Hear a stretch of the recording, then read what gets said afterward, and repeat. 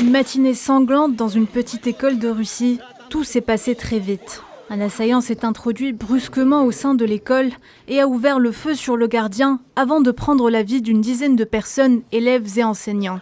Le bilan actuel s'élève à au moins 15 victimes, dont 11 enfants et 4 adultes, fauchés par l'homme armé dans la ville d'Ijevsk, dans le centre de la Russie. Selon les données préliminaires, 13 personnes, dont 6 adultes et 7 mineurs, ont été victimes du crime. 14 enfants et 7 adultes ont été blessés. Les faits se sont déroulés dans la matinée.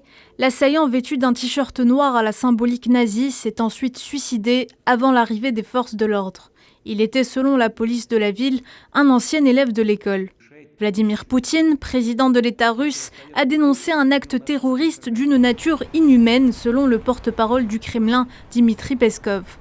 Une enquête pour meurtre et port illégal d'armes a été ouverte et transférée au comité d'enquête de Russie.